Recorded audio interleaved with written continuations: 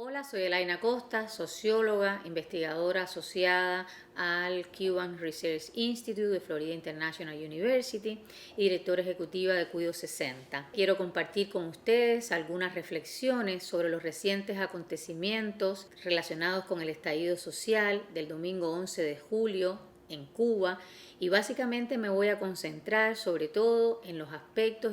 y los condicionantes sociales de este estallido. Quiero compartir con ustedes 3 puntos fundamentales. En primer lugar, las condicionantes relacionadas con el contexto del creciente malestar social, del cual ya teníamos antecedentes. En segundo lugar, quiero referirme a los cambios producidos en la política social que han originado una creciente desprotección social, y por último al impacto que han tenido estos cambios en el aumento de la pobreza, la desigualdad social y la conformación de un patrón de vulnerabilidad social que ha sido reforzado por los efectos de la crisis sanitaria relacionada con la pandemia. Lo que hemos visto el 11 de julio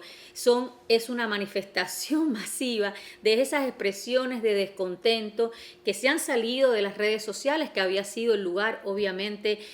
posible para manifestar ese descontento debido a la falta de espacios en la sociedad cubana para poderlos manifestar, y se han volcado obviamente a las calles de una sola vez, evidenciando que ese malestar social era mucho más profundo y transversal en la sociedad cubana. Para quienes no están familiarizados con la realidad cubana y que pueden atribuir estas protestas a la crisis sanitaria ocasionada por la pandemia, como ha sucedido en otros países, es importante hacer notar que si bien puede haber sido un detonante, sobre todo por el agravamiento en los últimos meses, hay otros factores que contribuyen al agravamiento, que son las múltiples crisis por las que ya viene atravesando la sociedad cubana y de las que el gobierno en particular no ha dado muestras de responder con la celeridad, la profundidad y la sostenibilidad que requiere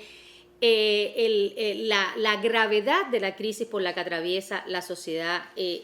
cubana. Estas protestas también hay que leerlas, me parece a mí, como un grito desesperado de las familias cubanas que llevan años sosteniendo con grandes sacrificios cotidianos una gestión triunfalista y muchas veces soberbia de un gobierno incapaz de reconocer los errores y de escuchar los reclamos ciudadanos, siempre depositando también la responsabilidad en terceros, léase el embargo, la indisciplina ciudadana, la burocracia y un largo etcétera. En segundo lugar, quiero referirme a los cambios ocurridos en las políticas sociales, donde el Estado cubano ha venido achicando de manera significativa la protección social y ha venido introduciendo criterios selectivos que refuerzan las diferencias sobre